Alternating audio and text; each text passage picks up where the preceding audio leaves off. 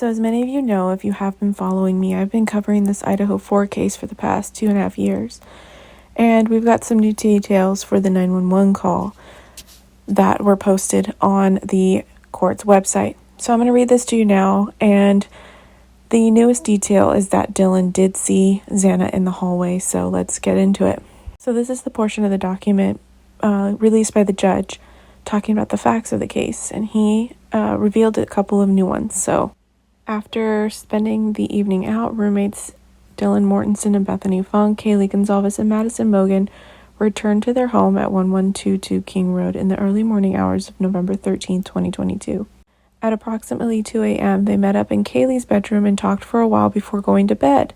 The fifth roommate, Xana Kernodle, who was out with her boyfriend Ethan Chapin, was not home yet.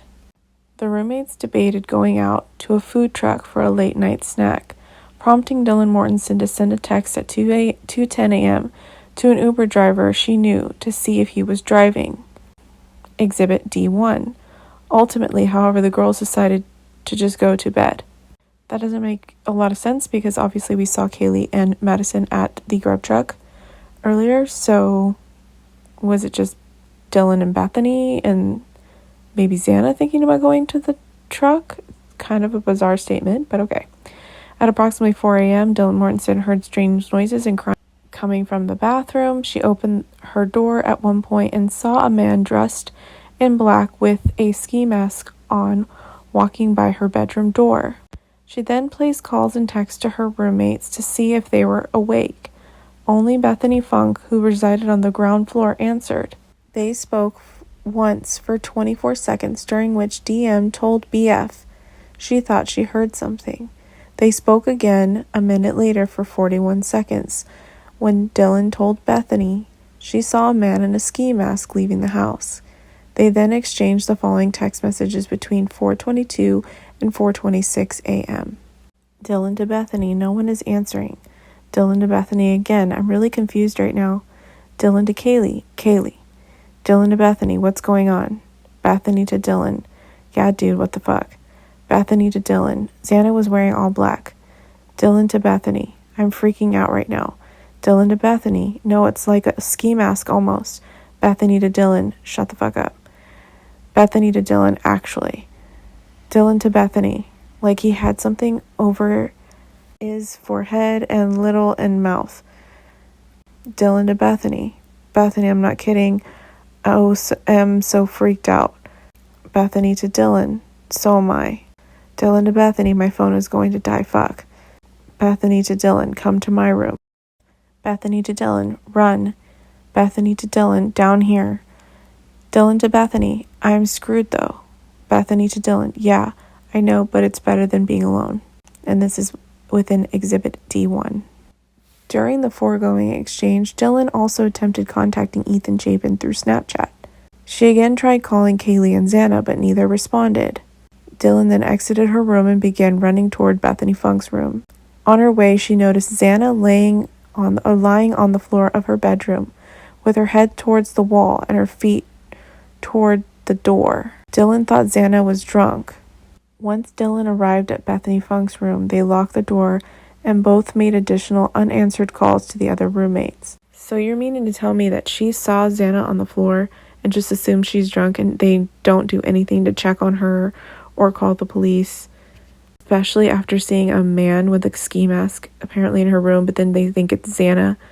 This is so confusing. At 4:32 a.m., Dylan again texted Kaylee, please answer, with no response. Exhibit D1.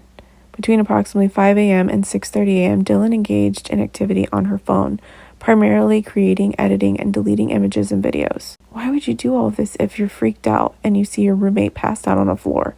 Anyway. Her phone activity then ceased until 8:05 when Dylan accessed Instagram for a few minutes. At 10 a.m., Dylan again accessed Instagram and communicated over Snapchat. At 10:23, she texted Madison asking, are you up? She received no response. Dylan continued to access Instagram and Snapchat until 11:29 a.m. when she texted Kaylee, are you up? Again, there was no response, which Dylan thought was strange because Kaylee and Madison were early wakers. Dylan continued accessing various social media sites, including checking Ethan and Xana's Snapchat locations. At approximately 11:40, DM's father texted her about scheduling a time for a chat, to which DM responded. She also received 2 texts from a person named Jenna stating, "Bro, and do you guys need me to come get you?" At approximately 11:50 a.m., Dylan called her friend EA and asked her to come over and check the house because she was scared. How are you scared, but you're doing resumes and you're on your Instagram? It just doesn't make sense. EA and her boyfriend HJ come over. They met DM and BF at the bottom floor of the house.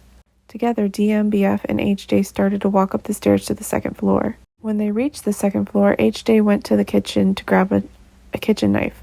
When he came back out, DM saw Xana again for a split second, and I just started bawling because I thought that I had just I don't even know. I thought maybe she was just drunk and all asleep on the floor. Bethany Funk also saw Xana lying on the floor. HJ told DM and BF to get out. EA, who had started up the stairs, also turned around after HJ instructed her not to come any further. They both went outside. Shortly afterwards, HJ exited the house and told them to call 911. He was pale white and mentioned something about someone being unconscious. At 11:56 a.m., BF called 911 from her cell phone and spoke to Carolina Calvin, the 911 dispatcher. The call lasted 4 minutes and 11 seconds. During the call, the phone was passed around to different individuals, including BF, DM, HJ, and an unidentified female speaker. Heaving, heavy breathing, and crying can be heard throughout the call. Bethany Funk spoke first, stating, "Something is happening. Something happened in our house, and we don't know what," states Exhibit S2. Bethany Funk attempted to provide the address of the house to dispatch, but could not continue. At that point, an unidentified female speaker took the phone and provided the address and BF's phone number. The following exchange ensued. 911 operator, "Okay, and tell me exactly what's going on." Female, one of the roommates who passed out and she was drunk last night and she's not waking up." 911 operator, "Okay." Female, "Oh, and they saw some man in their house last night." "Yeah." 911 operator, "And are you with the patient?" DM, "Hi, this is DM." "Okay, I need someone to keep the phone. Stop passing it around. Can I just tell you what happened pretty much?" 911 operator, "What is going on currently? Is someone passed out right now?" DM, "I don't really know, but pretty much at 4 a.m. 911 operator, "Okay, I need to know what's going on right now. If someone is passed out, can you find that out?" DM, "Yeah, I'll come. Come on, B, we gotta go check, but we have to. Is she passed out?" "She's passed out. What's wrong? She's not waking up." HJ, Xana. Dylan Mortensen then informed dispatch that Xana was 20 years old. At that point, HJ took the phone. Dispatch asked him if she was breathing, to which HJ answered no. Law enforcement arrived at that point after confirming with DM that the responding officer had a defibrillator. Dispatch ended the call. Later, at approximately 1:04 p.m. that day, DM received a vandal alert regarding the homicide.